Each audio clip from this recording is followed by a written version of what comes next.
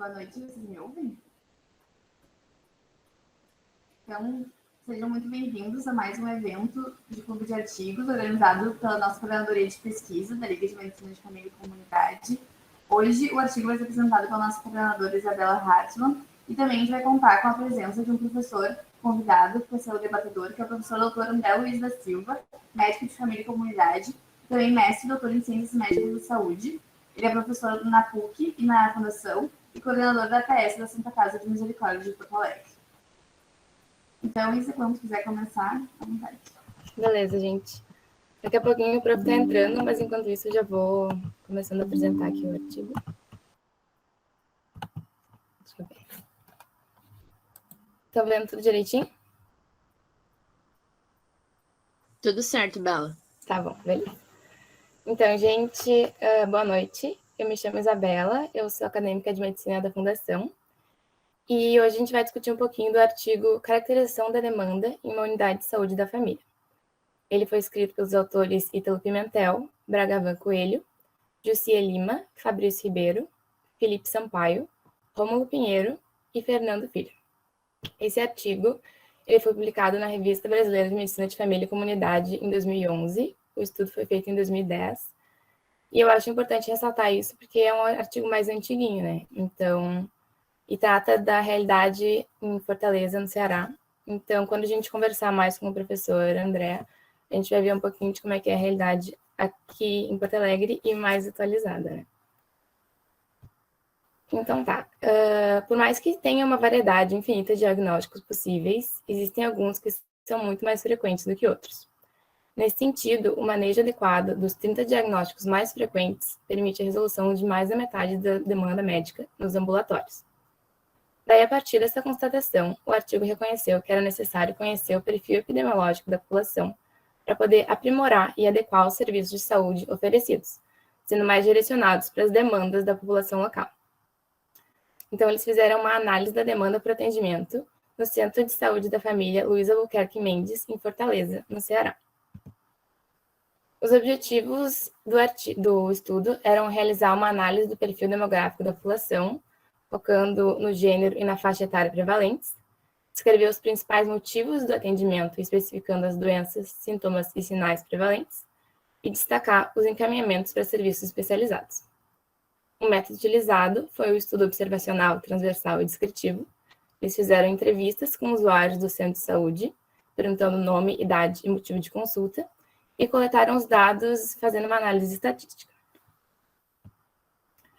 Então, partindo para os resultados, eles fizeram inicialmente uma análise demográfica dos 244 usuários entrevistados, sendo que mais de 70% eram mulheres e só 27% eram homens.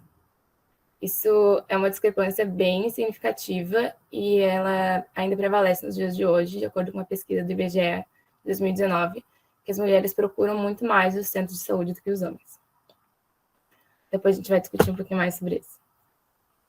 Em relação à idade, a mais prevalente foi entre 41 e 60 anos, seguida por entre 21 e 40 anos. Então, são idades mais intermediárias da população naquele local, não tendo tanta gente muito idosa nem muito jovem.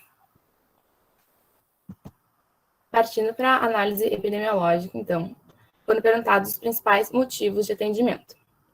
Esses motivos englobam doenças, sintomas, sinais, imunização, planejamento familiar, pedidos de encaminhamento para especialidades, atendimento à gestante, revisão pós-cirúrgica e prevenção de câncer. Os motivos mais prevalentes foram a hipertensão arterial sistêmica, a prevenção de câncer de colo de útero, diabetes mellitus e seguida por lombalgia.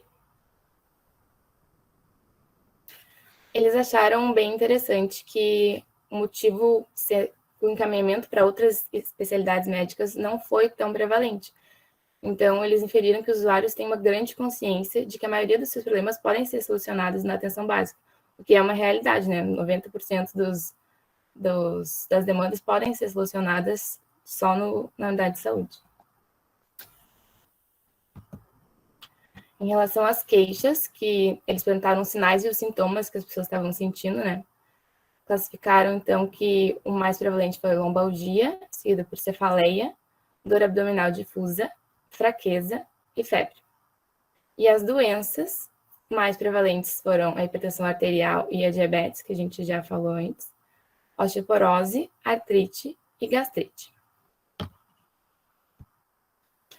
Então, foi constatada uma enorme prevalência de doenças crônicas, e isso faz bastante sentido quando a gente pensa na idade das pessoas daquele centro de saúde de família, porque essas doenças crônicas, principalmente hipertensão e diabetes, são muito frequentes em pessoas entre 40 e 60 anos, com diagnóstico tardio.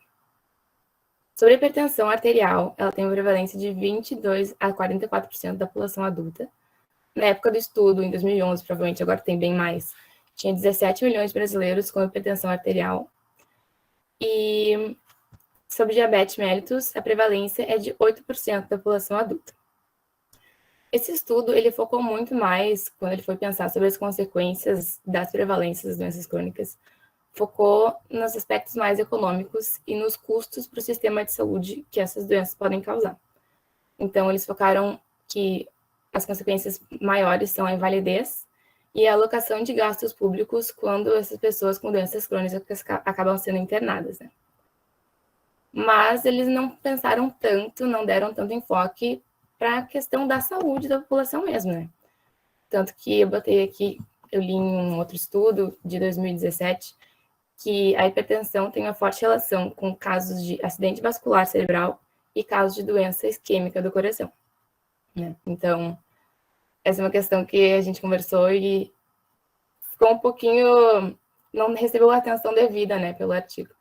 Mas mesmo assim, o artigo é muito importante, porque cerca de 80% das mortes prematuras por doenças cardíacas, AVC e diabetes, elas podem ser evitadas com mudanças de comportamento e tratamento farmacológico. Então, quando tu consegue identificar que essas são as doenças mais prevalentes na população, tu consegue treinar a equipe para conseguir ter estratégias mais direcionadas para reduzir a carga dessas doenças, né? Então, quando a gente vai falar sobre a maior utilização feminina nos serviços de saúde, foram levantadas algumas hipóteses de por que isso aconteceria, né? Uma delas é a prevenção de câncer de colo de útero, que a gente viu que é a segunda maior demanda de motivos nessa unidade de saúde. E outra questão que eles levantaram foi a questão do planejamento familiar, que é uma coisa meio complicada, porque aparenta ser na verdade né, uma procura só feminina. Então, só as mulheres vão atrás de anticoncepcional, de cuidar quando estão grávidas, enfim, né, são as únicas que parecem que se preocupam com esse tipo de coisa, sendo que é papel de ambos os sexos, né? E uma questão que eles falaram bastante foi que as mulheres utilizam mais o serviço, porque elas têm mais disponibilidade de tempo por terem menos inserção no mercado de trabalho. Só que isso é uma questão bem complicada, porque a gente sabe que muitas mulheres, a maioria das mulheres no Brasil, tem dupla jornada de trabalho, né? Elas trabalham fora de casa e ainda dentro de casa, então cuidam da casa, cuidam dos filhos, cuidam das roupas, cuidam do marido, né? Enfim, é uma questão que não é tão real essa da disponibilidade de tempo, né? Esse artigo diz também que a demanda masculina é gerada pelo trabalho ou pelo seguro social, enquanto a demanda feminina é uma demanda mais voluntária, né? E daí eu li um artigo de 2017 que diz que o imaginário social que vê o homem como um ser invulnerável é o que acaba contribuindo para que ele seja mais exposto a situações de riscos e se cuide menos. Então, sobre isso, da utilização maior das mulheres no serviço de saúde, eu trouxe umas frases da introdução dos princípios diretrizes da Política Nacional de Atenção Integral à Saúde da Mulher, que é o seguinte: as mulheres são a maioria da população brasileira e as principais usuárias do sistema de saúde. Elas frequentam serviços de saúde para o seu próprio atendimento, mas, sobretudo, acompanhando crianças e outros familiares, pessoas idosas com deficiências, vizinhos, amigos. São também cuidadoras, não só das crianças ou de outros membros da família, mas também de pessoas da vizinhança e da comunidade. No caso das mulheres, os problemas são agravados pela discriminação nas relações de trabalho e a sobrecarga com a responsabilidade do trabalho doméstico. Elas vivem mais do que os homens, mas adoecem mais frequentemente. A vulnerabilidade feminina frente a certas doenças e causas de mortes está mais relacionada com situações de discriminação na sociedade do que com fatores biológicos. Então, essa questão dos motivos para as mulheres procurarem mais serviço de saúde não é simplesmente por terem mais tempo para isso, né? E é uma coisa que carece de mais investigação, né? Uma investigação mais aprofundada. Enfim, o artigo era bem curtinho, né? Não tinha tanta... Estava tranquilo, assim, para a gente ler. E essas foram as minhas referências. E é isso aí. Agora a gente vai conversar com o Prof. André. Ele vai contar um pouquinho para a gente da realidade aqui em Porto Alegre e como funciona atualmente nas unidades de saúde que ele acompanha. Obrigada. Muito bem, Bela. Em primeiro lugar, parabéns, né? Já começar bem Oi. assim, acho que oi, Bela, tudo. Oi, gente, uma alegria estar com vocês, né? Podendo falar de algo que nos é muito caro, que é a atenção primária. Bela, parabéns, né, pelo bom resumo do artigo, acho que ficou super bem apresentado, inclusive super bem problematizado, tá? Antes de mais nada, eu quero falar que o Vinícius trouxe uma pergunta super pertinente, né, que ele também ficou pensando, né, que será que a maioria das pessoas que podem ter seu problema solucionado por um clínico geral, né, por um generalista, ou isso é apenas uma falta de informação sobre qual é o melhor profissional? Vinícius, então, a gente tem uma questão cultural, né, até para você fazer, eu vou fazer um breve resumo da história da medicina, né, o que aconteceu com o desenho da medicina, né? A gente tinha até o século XIX o modelo do generalista, né? A gente tinha esse modelo ainda do que seria talvez o médico de família, mas era um modelo do clínico, não tinha essa questão da expertise tecnológica e da medicina de família enquanto área de conhecimento. Só que aí depois do relatório Flexner, teve a história do bom. Eles entenderam a questão de inovação tecnológica com super especialização. E aí teve, gente, o desenho que vocês conhecem hoje em dia, né? Subespecialidades, o boom no Brasil de hospitais universitários, e aí a medicina que tradicionalmente a gente tem mais doenças no território, ou seja, o ambulatório ele prevalece em relação ao hospital, a gente teve uma inversão. A gente sendo ensinado na graduação muito mais da perspectiva, como aquele termo clássico que se usa, hospitalocêntrica, né? Tanto que as universidades elas giram em torno de um hospital universitário, né? A grande pergunta é, qual é o hospital universitário de tal local? Porque isso é uma cultura muito dos anos 60 e 70. O que a gente está tentando fazer, Vinícius, é apontar que, sim, o melhor modelo é o modelo de primary healthcare, pensando no modelo britânico, porque o que a gente tem em alguns locais é a defesa do que a gente chama primeiro o modelo flexneriano, né, desse retalhamento, né, e de não ter uma coordenação do cuidado. E aí isso ficou como tecnológico, como inovador, sendo que isso tem os piores indicadores do mundo, né, de saúde. Vide observar Estados Unidos, observar Canadá e observar Reino Unido. Né? Tanto que o desenho do SUS, né, quando o SUS foi criado em 90, a ideia era ser algo parecido com o NHS, né, que é o sistema de saúde do Reino Unido. Né? E o modelo ele é um desenho britânico porque tem melhores indicadores. A questão é que tem, sim, uma certa falta de informação, só que tem uma coisa interessante acontecendo, gente, em 2022. Aí eu preciso falar do plano de saúde para ir depois para o que a Bela me demandou, que é falar da realidade em Porto Alegre, né?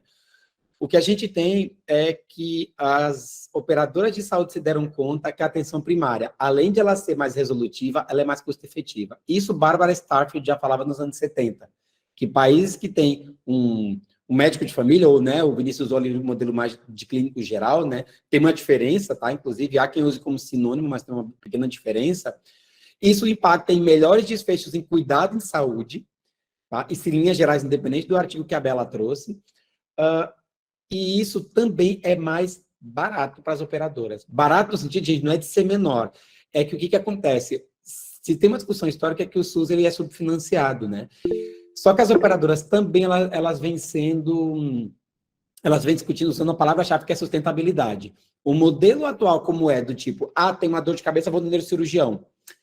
Isso não dá conta, esse modelo está fadado a quebrar os planos de saúde. A própria Unimed, em algumas regiões do país, já apontou como estar quebrada. Então, tem todo um movimento agora para falar, olha, a atenção primária tem melhores indicadores, e ela, inclusive, garante a sustentabilidade do sistema de saúde como um todo, né? Reino Unido tem uma discussão muito polêmica atualmente, que é acerca do modelo, talvez, de terceirização, né? Do médico de família, um pouco do que tem na Bélgica, mas que na Bélgica tem bons resultados, apesar disso.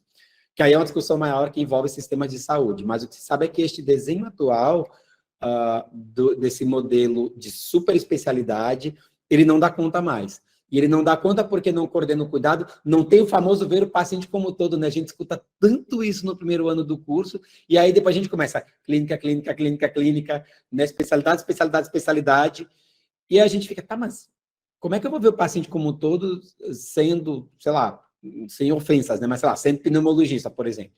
Não é que ele vá deixar de ver, ele vê, mas com esse foco em especialidade se perde o fio da meada do que a Bela trouxe no artigo, que é este desenho geral de demandas em saúde. Vou fazer uns apontamentos breves, porque eu vi que a Jéssica levantou a mão, quero passar para a Jéssica para não tomar muito tempo, mas assim, tem algumas coisas bem importantes para falar do artigo, né? Primeiro que ele retrata muito bem esse desenho desse estudo que o pessoal da UES fez, o pessoal do Ceará. Ele é muito parecido com o que Florianópolis fez anos atrás, não é à toa que veio logo na sequência, né? Em 2009, se eu não me engano, o ex-presidente da Sociedade Brasileira de Medicina de Família, Gustavo Russo, ele fez a mesma coisa em Floripa, inclusive eu acho que foi a dissertação de mestrado dele. Ele fez exatamente a mesma coisa. Ele fez análise de demanda em Floripa e ficou muito parecido no fim. Ele não fez esse recorte de gênero, porque aí o recorte de gênero, uma vez feito, tomou um caminho muito perigoso que a Bela trouxe, tá? Tem 2 pontos que eu quero falar da discussão, né, que eu comecei um pouquinho, né, rapidamente com a Bela sobre a discussão, porque teve algumas coisas que nos chamou a atenção, né, eu li o artigo hoje com calma, hoje à tarde, e algumas coisas chamaram a atenção. Primeiro que realmente é um cenário comunitário e análise de demanda, gente, é uma metodologia que se usa muito. Em qualquer cenário, a metodologia rápida, ela garante um bom estudo, esse estudo em linhas gerais, ele ficou bem delineado, é um estudo ecológico.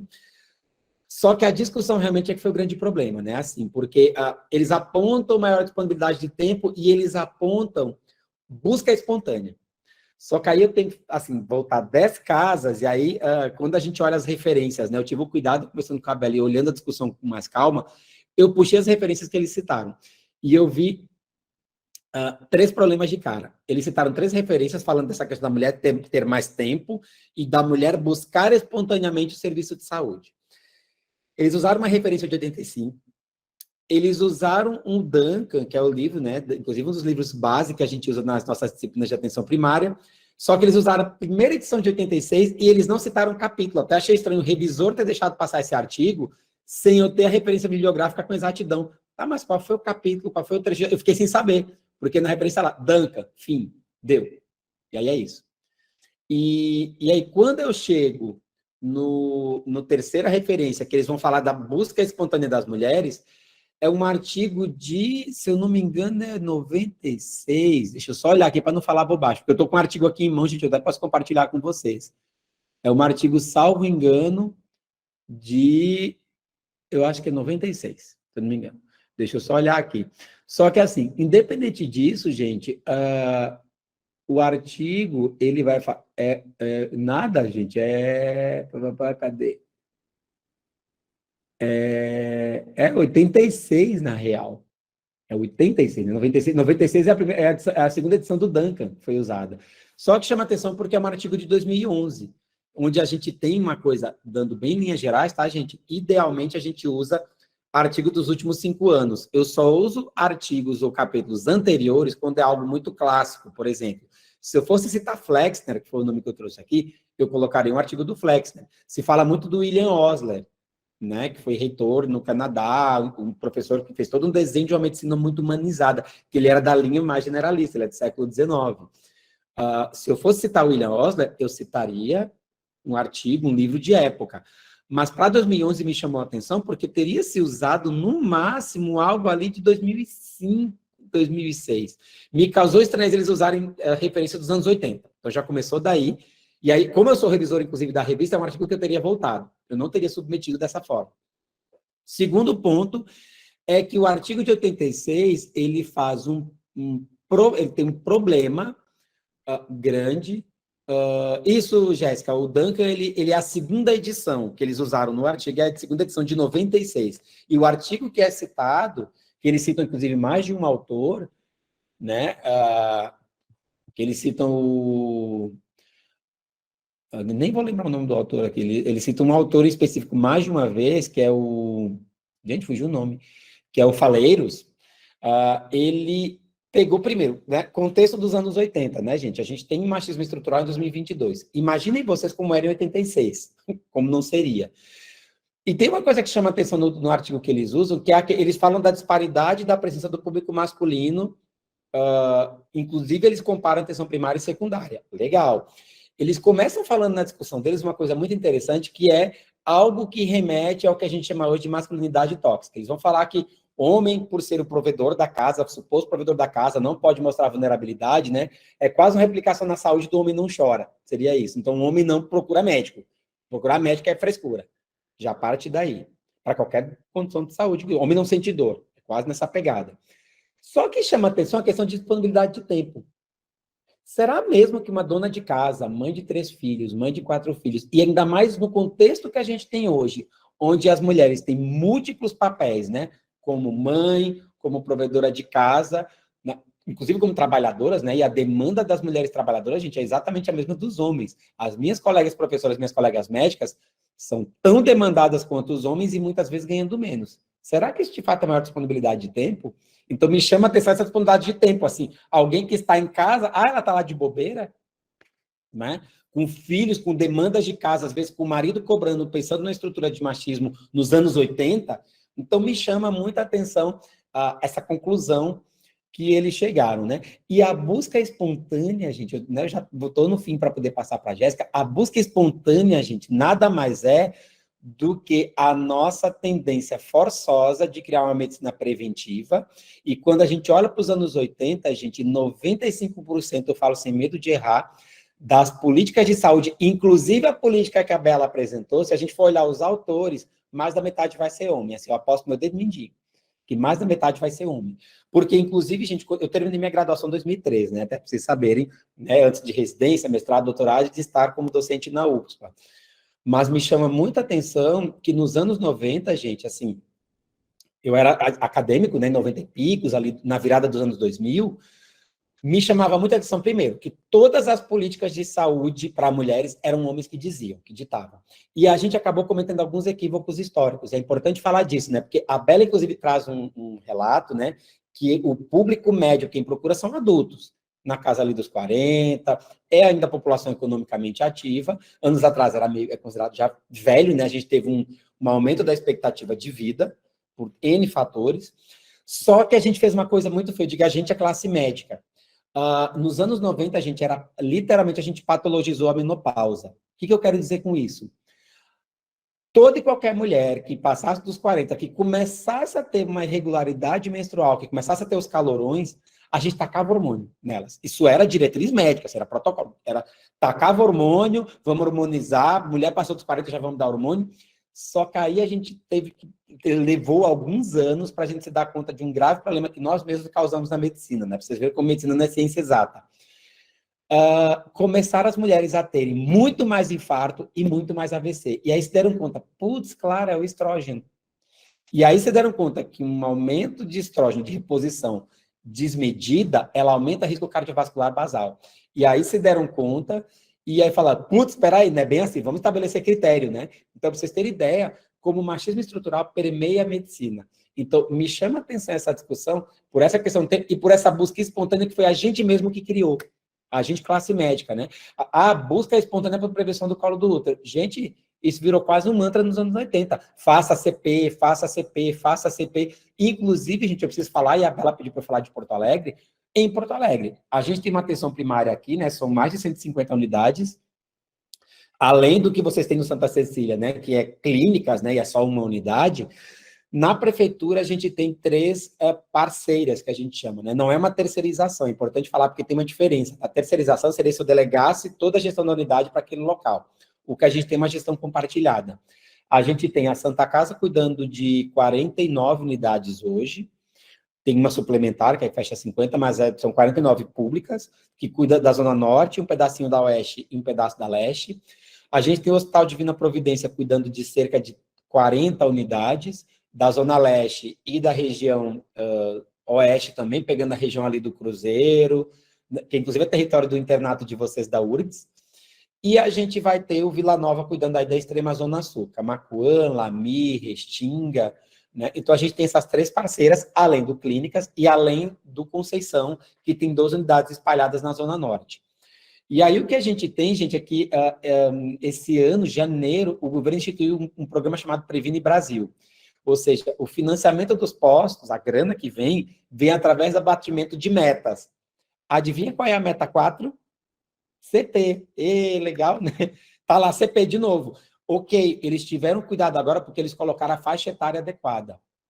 Só que quando eu olho para as metas, são 7 metas, eles falam em sífilis, que independe de gênero. Eles falam de diabetes, que também depende de gênero. Só que eles não direcionam para os homens, né? E me chama a atenção porque eles colocaram isso para todo o país. E é uma coisa que até eu discuti hoje na Santa Casa, né? Gerenciando a atenção primária. Eu gerencio, né? Os 50 postos, eu faço o gerenciamento, né? Eu sou chefe do corpo clínico da atenção primária. Nos chama a atenção que não teve nenhuma meta exatamente municipal e nenhuma meta voltada para homem. Né? A gente fala do Papa Nicolau. Bom, CP exclusivo de mulheres e homens trans, né? Pessoas com útero, pessoas com colo do útero, porque inclusive isso também não é falado, né? É importante também olhar para os homens trans, que não fizeram redesignação sexual. E quando eu falo do diabetes, eu deixo no vácuo. Eu acho que seria importante, de alguma forma, direcionar, sim, para mas sífilis, então, nem se fala. Né? Então, a gente tem, sim, uma cultura machista em várias vertentes, né? Eu falo no âmbito da saúde, porque de tanto eu falar da questão preventiva para a mulher, eu acabo esquecendo dos homens, e mesmo do ponto de vista biológico, gente, essa busca, ela vai ocorrer, então ela não é tão espontânea, né? Quando eu tenho a questão do planejamento familiar todo na mão da mulher, né? A mulher tendo que tomar decisão por comprimido, por DIU, se vai fazer laqueadura, se não vai, e a gente demandando menos do homem, fazer daqui a pouco uma vasectomia, e ele também participar, né, de ter até a tomada de decisão, né, da gestão familiar do número de filhos, né? O pré-natal, que é algo que por si só vai demandar mais consultas. Gente, um pré-natal minimamente adequado, ele tem 7 consultas. Então, de cara, eu tenho uma mulher consultando 7 vezes mais em relação ao homem. Isso é espontâneo? Não. Isso é protocolar, está na política que a Bela apresentou.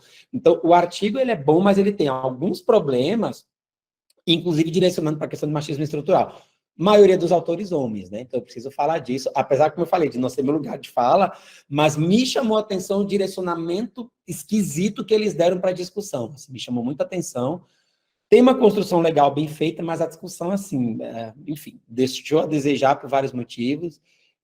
Eu vou ficar à disposição para dúvidas, né? Porque a Jéssica está um tempo ali com a mão levantada, eu quero ouvir a Jéssica, e aí a gente fica aberto para discutir, problematizar, e eu tirar as dúvidas, principalmente, né, da realidade da atenção primária, ainda mais com uma meta agora de CP, né, uma coisa voltada para a mulher, a gente cobrando mulheres de novo, né, então, não que não seja importante, tem uma questão científica, mas, assim, a gente tem uma série de outros problemas que a gente acaba não olhando, inclusive mortalidade cardiovascular, para homens e mulheres, infelizmente, né, tem mais problemas, como a Bela bem lembrou, as complicações de hipertensão, e a gente acaba não olhando para isso. Você olha tanto para a coisa de prevenção de câncer, a gente repete quase como um mantra, que esquece de mortalidade cardiovascular, e também não se faz um trabalho pensando no princípio da equidade, da própria equidade do SUS, né? A gente fala de homem, homem, homem, mas acaba não priorizando aquilo que, de fato, possa salvar mais vidas de mulheres, que é a mortalidade cardiovascular, por exemplo.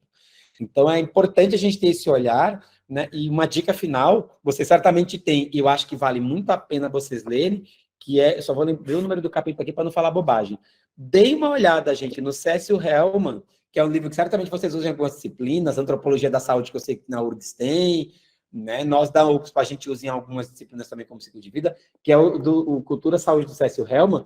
O capítulo 6, gente, ele vai falar exatamente da questão de gênero e a relação com a reprodução, e essa coisa que ele chama, que é muito esquisita, que é essa percepção diferente do processo de saúde e doença. Me chamou muita atenção, não entendi bem que diferença é essa, porque existe sim essa cultura de machismo estrutural, que o homem não sente dor, o homem não adoece, e a mulher sim, porque é engravida, porque tem os filhos, e ela que muitas vezes acaba levando os filhos para as consultas, né? Dificilmente você vê um pai levando um filho com alguma questão de saúde, até o filho para puericultura. Então, isso é importante a gente discutir quando o artigo faz essa discussão, que, né, me causa muita estranheza. E ainda mais, gente, é importante eu falar dessa questão do gênero, porque 52% das pessoas egressas da URGS, da UFSP, das escolas médicas, são meninas. Então, é importante falar disso, porque se olha pouco para isso, né? E principalmente, por exemplo, quando meninas inventam de se aventurar, e eu fico muito feliz quando eu vejo isso, mas eu sei o desafio que é, quando se aventura, por exemplo, especialidade cirúrgica. Especialidade clínica, legal, ok. né? Já tem, legal. Só que quando eu vejo uma mulher falar assim, vou fazer traumato, vou fazer cirurgia, bom, vocês talvez já tenham visto aí em algumas outras ligas, outras situações, mas enfim. Jéssica, por favor.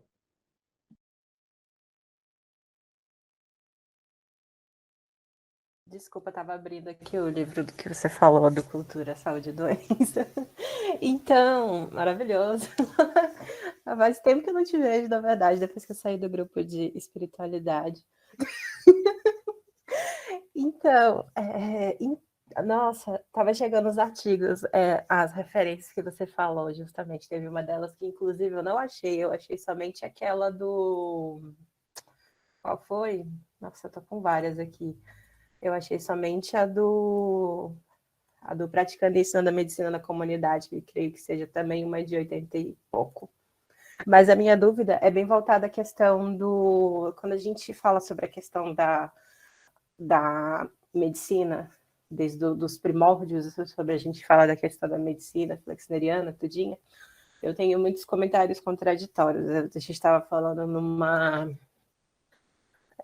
formação do DENEM, e a minha dúvida foi justamente essa, sabe? Eu falo muito sobre sistemas, tudinho, e a gente fala sobre, vou falar em português, NHC.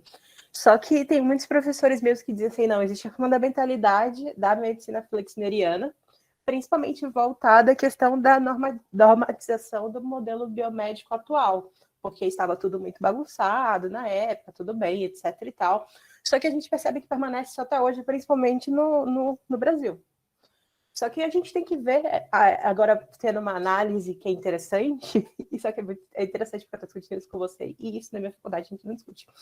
Mas a gente tem uma visão que é ocidental, ou seja, que é completamente americanizada, através do norte. Então, como é que eu faço? Foi positivo? Foi negativo esse modelo biomédico? Principalmente a gente analisando através do modelo europeu? Porque eu estou perguntando real, porque eu fico até confusa. Porque a gente tem o modelo europeu, que foi excelente comparado ao estadunidense, principalmente no sistema de saúde. Eu acredito que o SUS, no meu ponto de vista, até ultrapassou eles, porque a gente tem a questão dos medicamentos que eles cobram, o sistema odontológico, ou seja, é maravilhoso. Mas quando a gente fala do modelo biomédico, qual é a diferença? Foi positivo até certo ponto? O modelo estadunidense serviu para medir também o modelo europeu? Eu não sei muito bem como... Eu fico um pouco perdido nesse ponto voltado para a questão da historicidade. Jéssica, é uma ótima pergunta, assim, só a tua pergunta renderia uma conversa inteira, assim, teria que ter um tema só para falar disso, né, do modelo biomédico estadunidense versus europeu. É muito interessante essa tua pergunta, porque, assim, ela gera muitas reflexões. Não dá para também, né, crucificar também o relatório Flexner e falar assim, nossa, foi horrível, porque também ele trouxe uma questão interessante, que de alguma forma ele estruturou e ele acabou dando à medicina uma cara mais de ciência, porque o que a gente tinha historicamente, né, século XIX, eram os médicos práticos, né, gente? Lembrar que vários de nós, né, a história da relação do cirurgião com o açougueiro, gente, literalmente era isso, assim, era o cara que usava instrumento de corte e que, por ele manusear instrumento de corte, ele vai acabar, né, aprendendo anatomia, aprendendo a fazer procedimentos, né? Barbeiro, a mesma coisa, por manusear a navalha, acabava que eram os chamados práticos, né? O relatório Flexner, ele veio dar uma estrutura, assim, precisamos criar uma estrutura onde as pessoas, obviamente, têm um conglomerado de professores que deem aí deem uma estrutura para o curso de medicina, né? Vamos tornar o curso técnico, mais técnico, digamos assim. Teve a sua importância. A grande questão é que, como eu falei antes, ele foi longe demais na questão da super especialização, né? Esqueceu de olhar para o integral, para essa visão holística que eu acho que é a que a Jéssica aponta. Quando a gente fala do Ocidente, né? Porque no Oriente a discussão é muito mais holística, gente. Medicina Ayurveda, que no Brasil é tratado como prática integrativa e complementar, a Ayurveda, legal, né? Namastê, gratiluz. Na Índia, gente, são 5 anos de residência. Vale salientar que são 5 anos de residência, ou seja, o estudo é muito sério, isso fora os 6 anos tradicional da medicina, tá, gente? Estou falando de uma residência médica. Na Índia se estudam 6 anos de medicina ayurvédica, que são médicos. Então, para a gente entender que o que no Brasil ficou assim, como algo fofinho, né, algo gratiluz, como eu brincava, tem uma estrutura maior. A medicina chinesa, então, nem se fala. O que a gente tem mesmo nas pós-graduações aqui é um vislumbre do que é a medicina tradicional chinesa, de fato, que é riquíssima, são mais de 2.000 pontos de acupuntura, a gente mal aprende 200. Então, tem essa questão que ela é importante, e claro, né, o modelo britânico, ele, por ter uma visão holística, ele trouxe uma coisa, e aí é a grande reflexão que eu trago, tem uma reflexão importante que a Bela trouxe, que o artigo traz, e tem uma que eu senti, foi a coisa que eu mais senti falta no artigo, né, não foi nem a questão de equidade de gênero, por incrível que pareça, que é problemática, a discussão dele foi bem problemática, assim como eu falei, e eu vi problemas de revisão do artigo, que eu, como revisor da Brasileira, não teria deixado passar, mas enfim, mas a coisa que eu mais senti falta foi eles se darem conta, não precisava nem ter ido muito a fundo a questão de gênero, se eles se dessem conta de uma coisinha chamada determinantes sociais em saúde, isso teria feito toda a diferença no artigo, porque é sobre isso, quando eu falo de uma mãe com 3 filhos, que talvez seja, sei lá, trabalhe em serviços gerais, trabalhe como empregada doméstica, que tenha que dar conta de demanda de casa, esposa, e ser uma mulher trabalhadora, né? Só aí eu já acabo com o mito da busca espontânea, baseada numa referência dos anos 80. Busca espontânea, me explica o que é o conceito de espontâneo aqui. É espontâneo porque o governo está falando toda hora, o Ministério da Saúde, porque as sociedades científicas estão replicando que mulher tem que se prevenir o tempo todo. Então, se tivesse eles falado em determinação social da saúde, o artigo talvez teria sido muito mais feliz, assim, por assim dizer. Né? E tem a outra reflexão importante que a Bela traz, que isso eles foram muito felizes, que é quando eles falam, né, que doenças crônicas são não preveníveis. E que, claro, tem um impacto financeiro? Tem, mas não é só disso, gente, porque o impacto ele é em múltiplas vertentes, né? Eu tenho uma população economicamente ativa adoecendo, sim, isso onera cofres do governo porque eu tenho a previdência, mas isso onera as próprias famílias que, quando vão para a INSS, recebem menos do que o seu salário pleno, que já não é muito, né? Basta olhar o salário mínimo no Brasil, que é salário micro, né? Como eu costumo falar. Então, tem essa questão do custo, mas eu tenho impacto, obviamente, na família e na vida das pessoas, né? E sim, 67% das doenças são preveníveis com ajustes de estilo de vida. Mas assim, gente, eu tenho reflexões muito importantes a fazer. É muito fofinho eu pegar o dado do OMS e falar assim, legal, vamos caminhar 150 minutos por semana, isso está nas evidências.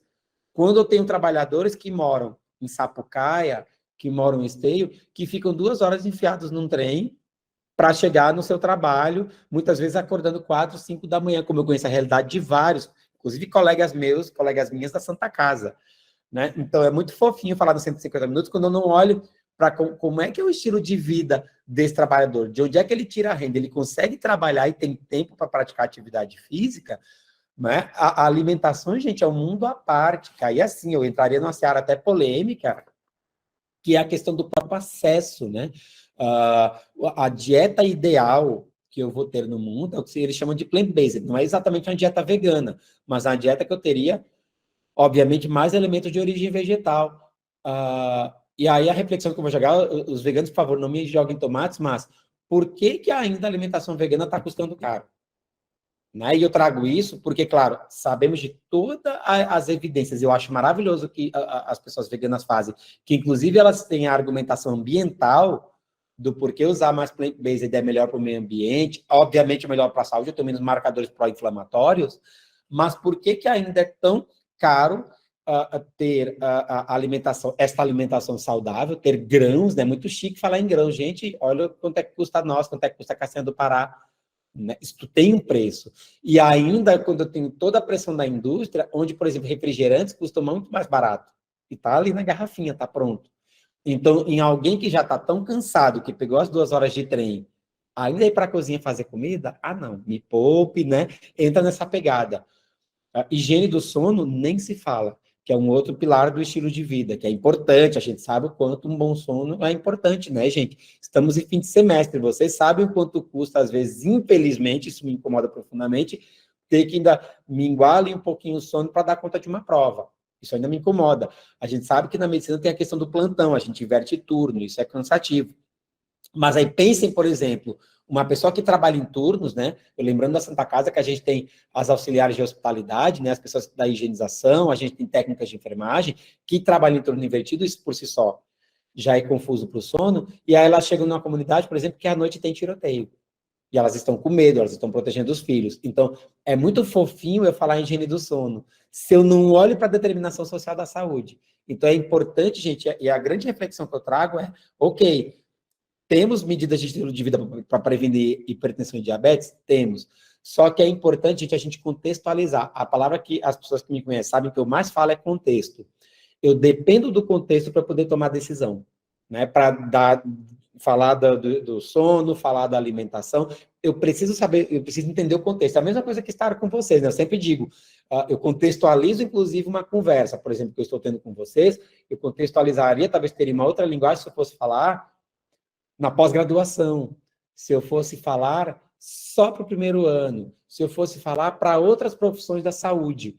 Então, é importante a gente falar disso, porque eu tenho que saber, né, do contexto, com quem eu estou conversando, né, com quem é o meu interlocutor, né, quem é essa pessoa? Essa pessoa que pega 2 horas de trem, de ônibus, essa mulher, eu vou pegar o exemplo da mulher, né, que tem 3 filhos para criar e é cobrada porque o CP está atrasado, que é cobrada porque a vacina do filho está atrasada, e essa mulher é cobrada. Então, vocês entendem que eu tenho, né, uma sobreposição de elementos, a determinação social da saúde, que pesa. E se essa mulher é negra, piorou, porque aí a gente está falando de um lugar de racismo estrutural que pouca... Bom, mulher já não tem, infelizmente, muito acesso a cargos de poder, né? Isso eu brinquei ontem, eu estava no MBA em gestão, e a gente brincou isso, que a gente estava organizando um conselho, e a gente brincou com isso, porque escolheram um homem, eu falei, meninas, mexam-se, assim, a gente tem pouca mulher em posição de poder, né?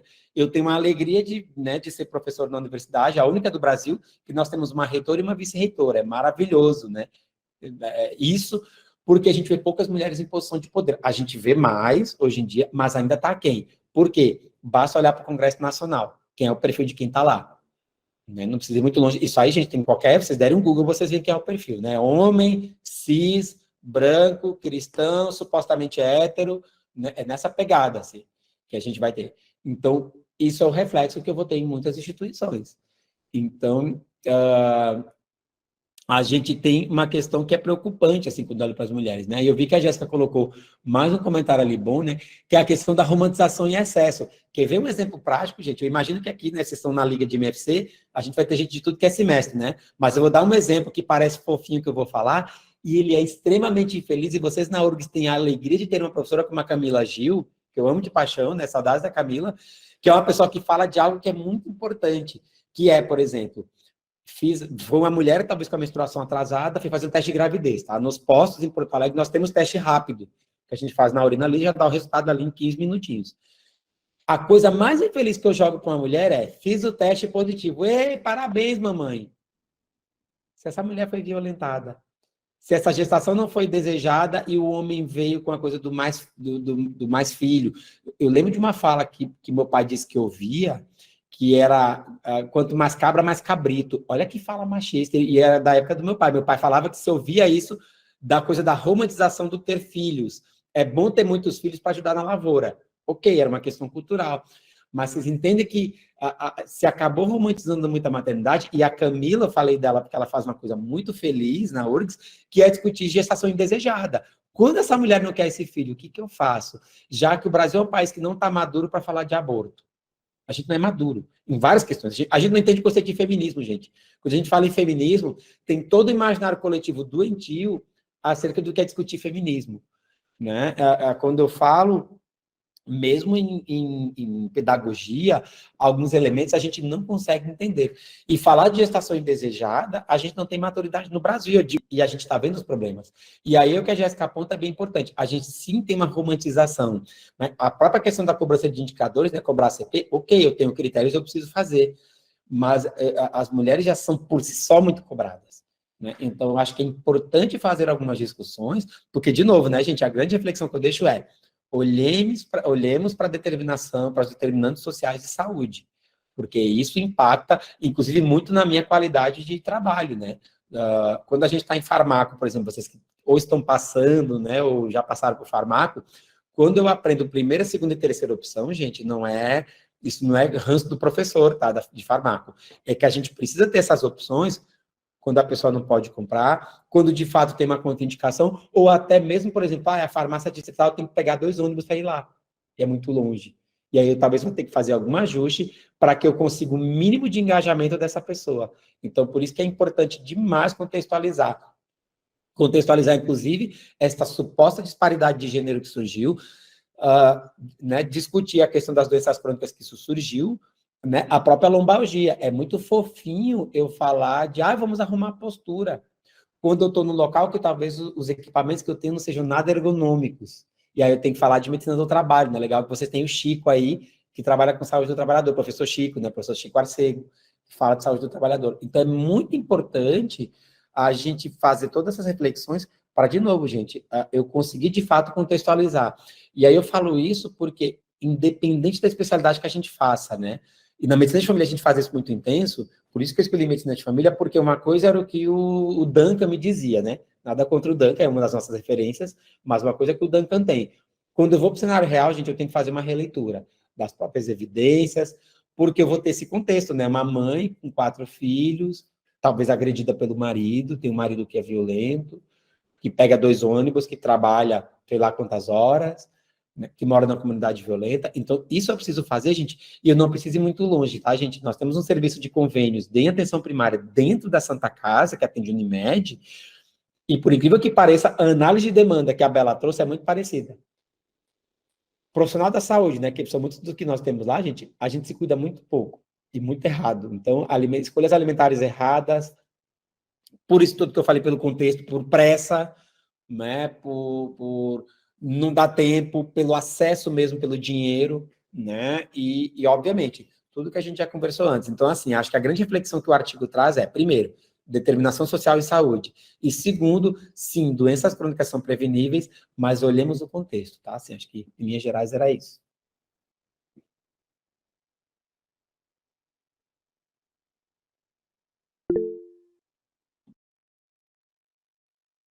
Perguntas, gente, colocações, dúvidas?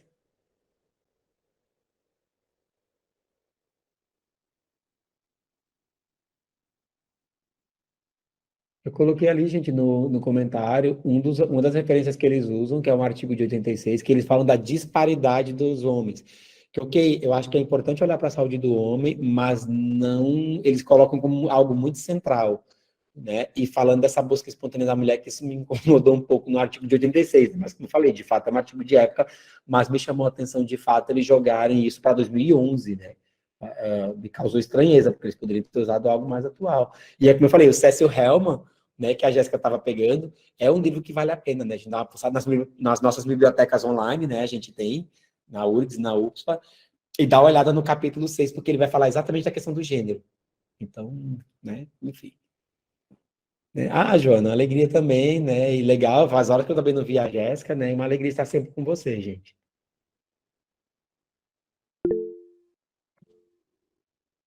Pedro. Oi, professor, tudo bem? Eu tenho uma dúvida, ela não está bem relacionada ao artigo. É mais um pensamento, assim. É que a gente está ouvindo há tanto tempo a forma com que o nosso Conselho de Medicina está pensando, a forma com que até mesmo assim, alguns sindicatos estão pensando, e eles de forma alguma me representam, sabe? Não me representam tanto em característica física quanto em característica mental. E aí, como que eu, futuro médico, como que a gente, futuro médico, vai se movimentar de maneira a alterar esse quadro, sabe? Porque, de um modo geral, esse é um quadro antigo já. Só que é um quadro que está se agravando porque a gente sabe como funciona. Quando se tem representatividade para um determinado grupo, por mais que seja um grupo extremista em diversas partes do termo, se tem uma validação pública, é muito difícil, sabe, essa reversão. E eu gostaria de, assim, do professor, que já é uma pessoa que tem bastante vivência, provavelmente passou por várias situações e também já se colocou em várias posições, para saber o que a gente poderia começar a pensar em coisas pequenas, eu digo, porque eu sei que mudanças não são, tirando, salvo situações hipotéticas e bem comuns, mudanças elas são graduais, né? Graduais, longo termo, então o que a gente poderia começar a fazer desde agora, onde é que a gente poderia se inserir, sabe? Eu fico pensando nisso às vezes. Pedro, eu vou resumir em uma frase. Ocupem esses espaços. É só o que eu posso dizer. Por quê? E aí, exatamente, eu também tive que fazer esse movimento, Pedro, por vários motivos, inclusive para redução de danos. Né? Realmente, eu fiz alguns movimentos, né? Fui para alguns espaços, fui inclusive para sociedades científicas, fui da Câmara Técnica de Medicina de Família por muito tempo, inclusive pensando nessa ocupação de espaço, né? E eu brinco, né? Uma coisa que às vezes me perguntam, até sou meio pretensioso quando eu falo, mas eu sempre gosto de explicar, né? Que quando eu vim para o ensino, um dos motivos foi para redução de danos, porque a gente sabe que, por exemplo, alguns dos discursos que surgem nos sindicatos, que surgem no Conselho Federal, surgem dentro das salas de aula com alguns colegas nossos docentes. A gente sabe que isso é replicado, né? É uma discussão que eu faço muito intensa, principalmente nos 2 primeiros anos de curso, porque isso surge. E eu gosto de falar que eu vim, porque exatamente, talvez, o que eu consigo fazer é tentar quebrar a cadeia de violência que eu vivi. Porque eu também, Pedro, fui muito agredido, isso é histórico. Basta olhar, gente, de novo, né? O nosso perfil da medicina. Eu sou muito feliz que, atualmente, né, 52% das egressas das escolas médicas são meninas. Já tem uma diferença legal.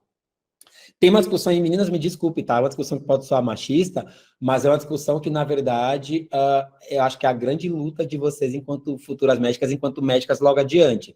Já se tem uma discussão de, assim, tem mais menina, vamos reduzir o salário. Infelizmente, já tem isso. A gente já tem um fenômeno esquisitíssimo trabalhista, que é a pejotização, né?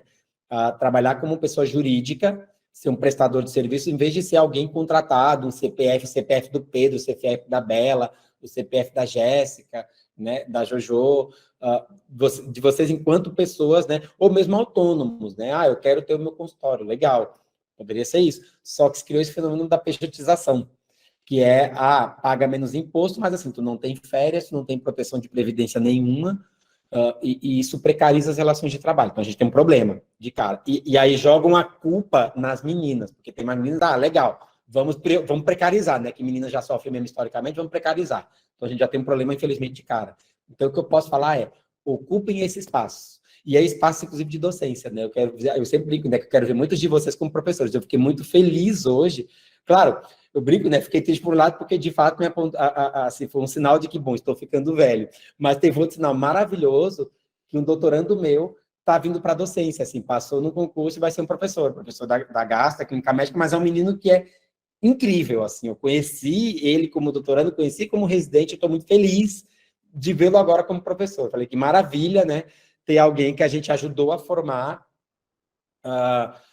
um ser humano melhor, né? Porque também, afinal de contas, a gente fala de coisas técnicas, mas eu acho que é muito sobre essa questão da base quanto ser humano. Então, Pedro, ocupa esses espaços. E começa a gente, inclusive, nos próprios centros acadêmicos, né? Hoje mesmo, eu estava, a Bela viu, né? Eu brincando, né? Que eu adoro eu gosto de alimentar a treta, assim. Eu gosto porque vocês são uma geração que questiona.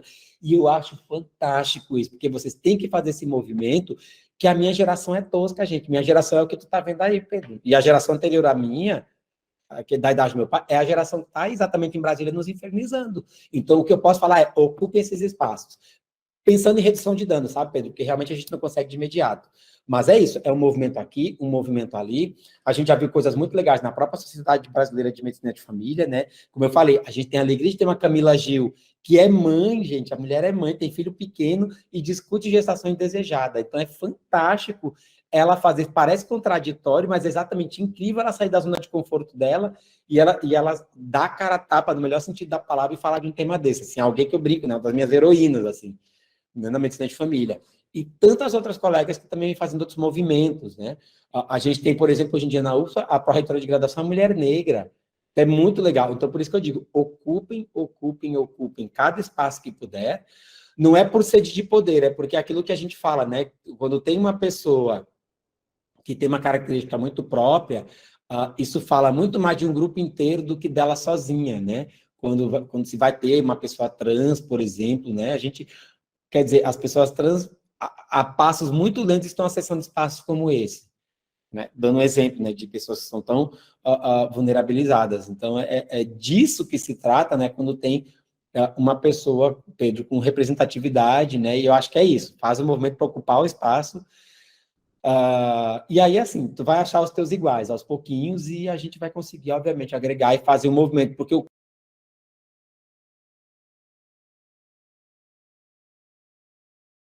mais psiquiatras atendendo e vários de nós podemos dizer, vou para o meu psiquiatra, eu tenho ansiedade, eu tenho transtorno de humor bipolar, né? Eu vejo isso até dos profissionais que eu contrato, de conversar, assim, de falar abertamente. Tem um colega meu que eu indiquei uma terapeuta, que ele falou, olha, eu estou com depressão e eu mudei de cidade, eu preciso de terapia, eu preciso retomar minha terapia. Beleza, conversei com ele. Então, vocês fazem isso com muita mais tranquilidade do que a minha geração que não admite. Eu fui começar a fazer terapia, gente, depois dos 40. Tudo bem que, assim, eu fui lidando com alguns problemas, mas, assim, a que ponto, né? A que preço que eu tive que lidar com alguns sofrimentos de vida, né? Que talvez eu poderia ter resolvido antes se eu tivesse admitido para mim mesmo ter feito terapia. Então, a nossa geração, primeiro ponto, flopou daí, tá? Com relação à saúde mental, e vocês fazem isso muito bem. Segundo ponto, vocês são muito mais adequados e permissivos a falar de populações vulnerabilizadas, como, por exemplo, população LGBTQIA+. São vocês que ensinam para a gente. Né? Tanto que vários de nós, eu tive que correr atrás, gente, já com a residência feita. Eu não tive aula, discussão sobre população LGBT. Na graduação, nem pensar, né? Impossível. Na residência, mesmo sendo medicina de família mais aberta, piorou. Foi depois, exatamente porque as demandas começaram a bater a porta. Os pacientes começaram a chegar. Vocês, quando eu comecei a docência lá, 8 anos atrás, vocês começaram a questionar. E eu falei, ups, vou ter que correr atrás.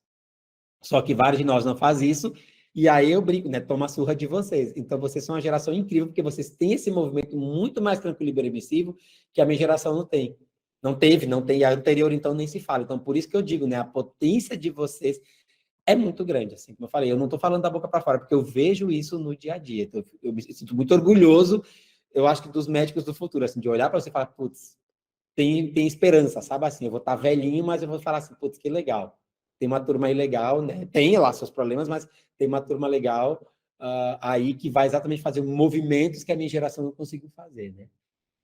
Mas o já falou do corporativismo, eu expliquei, e a Jéssica fala de um consentimento interno, porque isso existe nas instituições, e é verdade, Jéssica, essa coisa desse consentimento interno tem, né? E aí, gente, uma dica que eu dou, tá? Façam movimentos usando canais formais. Não tenho medo de usar a ouvidoria, não tenho medo de bater na porta da coordenação do curso para sinalizar quando tem inadequações acontecendo. É muito importante. Eu sei que dá medo, você fala assim, é medo, é um professor, vai ter retaliação, mas vocês são em maior número, né, gente? Desculpa lembrar isso para vocês, mas vocês são em maior número. Então é importante vocês fazerem esse movimento de questionamento que a minha geração não conseguiu.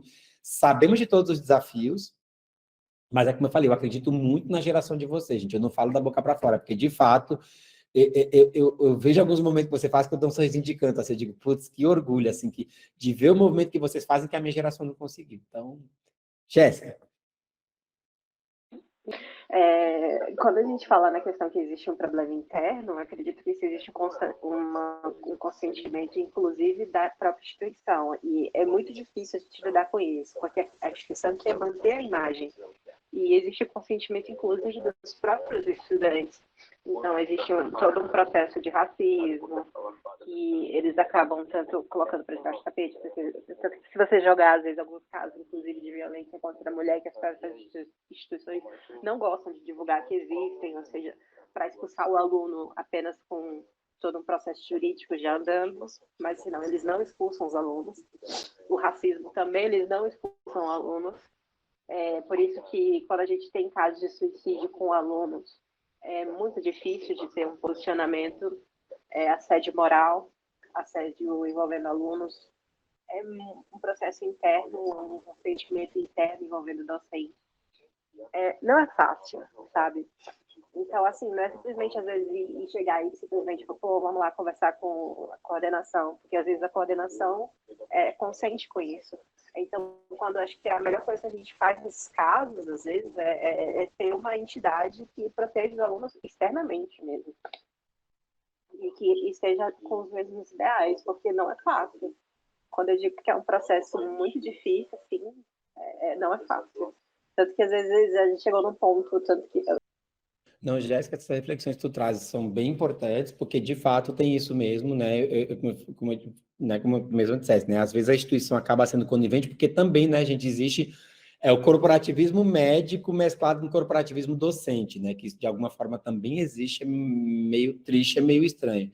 E eu concordo contigo, eu acho que, por isso que eu falei ocupar espaço, né, inclusive, Jéssica, sim, tem os coletivos, né, dentro da universidade, eu digo coletivos de vocês, né, tem vários coletivos, né, o Negrex, tem coletivo LGBT, então tem alguns coletivos que são legais para isso, e, obviamente, órgãos externos, sim, né, talvez esteja pensando em DENEM, não sei, para ter essa proteção para vocês, porque, de fato, existe uma questão de conivência, mas aí também, Jéssica, tem uma questão que é importante sinalizar, que é, por exemplo, expulsão de alunos, mesmo de docentes. Primeiro tem uma coisa legal de ter a tal da prova contundente, né?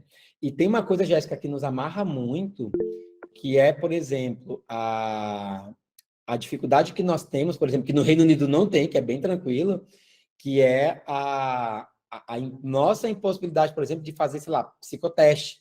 A gente é proibido no Brasil, por exemplo, de aplicar psicoteste com vocês. No Reino Unido, passou no vestibular, no que seria o vestibular deles, a primeira coisa que se faz é um psicoteste. Até para avaliar a psicopatia, porque, infelizmente, a gente tem, sim, se fala, o CFM tem uns dados meio esquisitos, que falam que tem pouquíssimo psicopata entre nós, mas eu não sei se é bem assim, porque, assim, a gente não deixa de estar em lugar de poder e lugar de privilégio, né, gente? Na medicina tem isso, é o maior curso da graduação. Vamos falar de mercado do trabalho, não vamos ser hipócrita, é o curso que paga mais das áreas da saúde, sim, isso não é mentira, não é lenda urbana. Claro que tem professor que romantiza, que até exagera, que vai 3 vezes para a Europa, isso é exagero. Ninguém está tão rico assim, ainda mais no Brasil esquisito que a gente está vivendo, custando tudo muito caro, mas sim, a gente vive numa bolha de privilégio, a gente sim ganha mais do que a média. Isso é importante falar, né?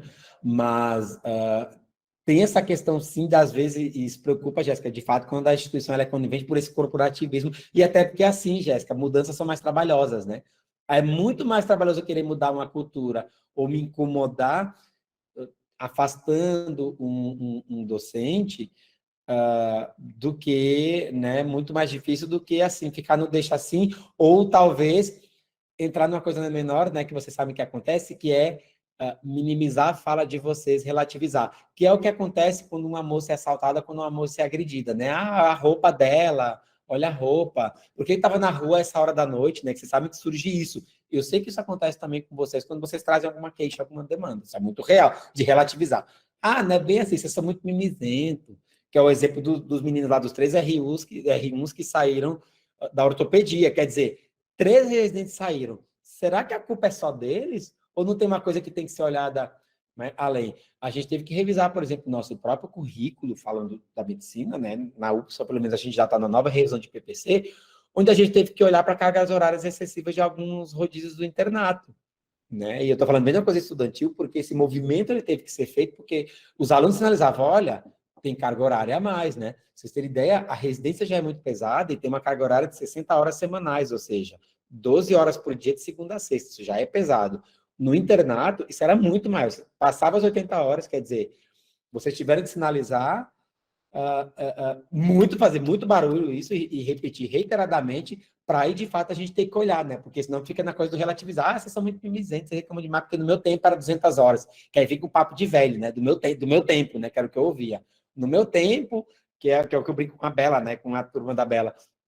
No meu tempo, eu falava 6 idiomas, tirava 10 em todas as notas, era voluntário em 3 ONGs, estava em 10 ligas e escrevia 5 artigos por semana. Assim, bem exagerado, porque existe isso, né? Alguns professores, que aí a coisa, gente, que como eu gosto de chamar, que o pessoal ri e que isso é real, que é a glamorização do sofrimento. Né? O nosso curso ele já tem pressão demais, né? A gente lida com pessoas sofridas, vídeo o artigo que a Bela trouxe. Eu não preciso pôr carga extra de sofrimento, mas a gente sabe que tem quem ponha, né? De, sei lá, fazer 250 questões em 2 horas, para vocês resolverem. De provas que, às vezes, o conteúdo ele está totalmente inadequado com a metodologia de aula. Então, aí, Jéssica, aí é quando eu concordo contigo. Bom, se a instituição não está olhando para isso, talvez tenha que ser feito um movimento externo, pressões externas, né? Vocês têm que tensionar. E eu gosto porque vocês são uma geração que tensiona. E o docente, o verdadeiro professor, ele tem que tá junto com vocês assim. Se tem alguma coisa que eu preciso ajustar, beleza, eu vou tentar me ajustar, né? Claro, e é na base do diálogo. Tem coisas que a gente sabe que não consegue mudar tão fáceis, Mas às vezes dá para fazer algum pouquinho de revolução, sabe, Jéssica? Eu estava brincando hoje com os guris do terceiro ano, né? Eu me encontrei com a Bela de manhã e à tarde com o pessoal do terceiro ano, e a cadeira de sêmio, tá, gente? Eu dou aula na sêmio, na UFSA. E uma das provas, eu dou um dos módulos, e a minha prova, literalmente, ela é em grupo com consulta. É na prova com cola, que eu digo. Vocês podem colar à vontade. Pessoal, como assim? Porque a gente cola, gente, no cenário, no exercício profissional real, isso é importante que a galera do primeiro ano saber aqui, quem está no início do curso, a gente cola, se eu tô com... Gente, eu peguei o Cécio Helma para discutir com vocês. Né? Então, a coisa do fazer prova sem consulta, ok, para residência faz sentido, mas eventualmente, às vezes, eu tenho que quebrar a regra, sabe? Por que ter uma prova classuda, sem questões, sem consulta? Eu posso fazer um cenário muito mais realístico do que a nossa profissão chega perto, que é, eu estou com dúvida, eu vou pegar um whitebook da vida. Eu vou pegar uma... A gente faz... Gente, eu faço isso. Se eu tenho alguma dúvida, eu vou lá e vou dar uma... Barco, mas não daquela medicação mesmo que fugiu, não comercial, a gente vai consultar. Então, eu acabo fazendo esse movimento porque dialoga muito mais com a realidade do que esta bolha acadêmica que a gente criou. Então, Jéssica, concordo demais contigo. Às vezes tem que realmente se valer de movimentos externos, mas, de novo, eu acredito muito na geração de vocês, porque vocês tensionam muito mais do que a minha.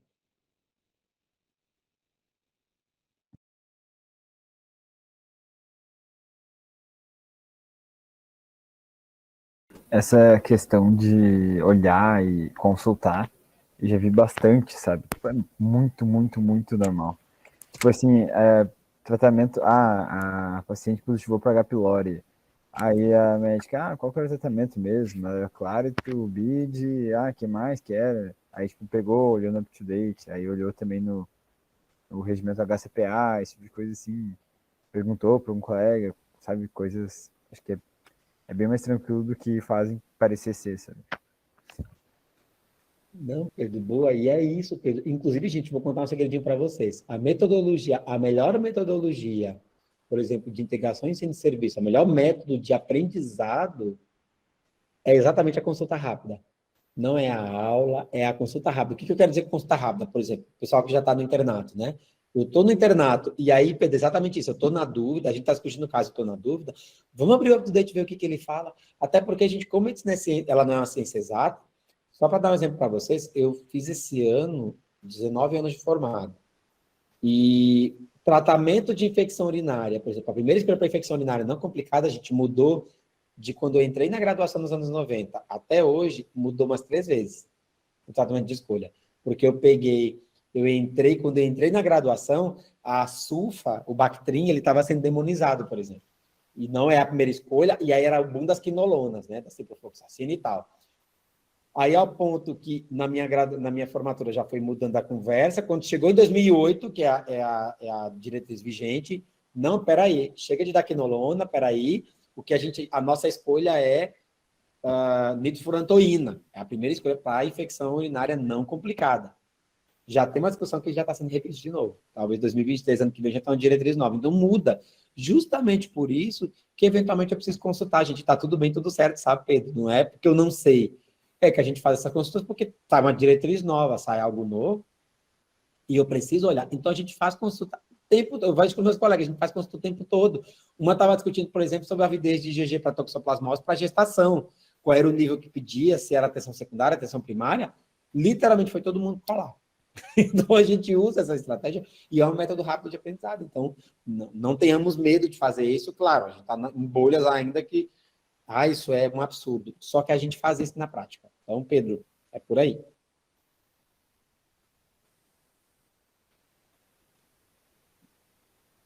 Tem mais gente.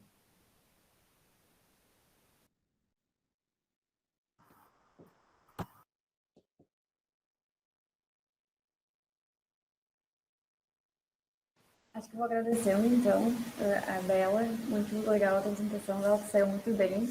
Agradecer ao prof. André também, que foi bem proativo e me ensinou muita coisa hoje. Foi muito boa a aula. Queria que fosse nosso prof também aqui na URGS. E é isso, gente. Muito obrigada pelo mundo que participou. Espero ver vocês nos próximos eventos da Liga. Flor, muito obrigada. Foi maravilhoso. Obrigado. Foi muito inspirador te ouvir. Sempre.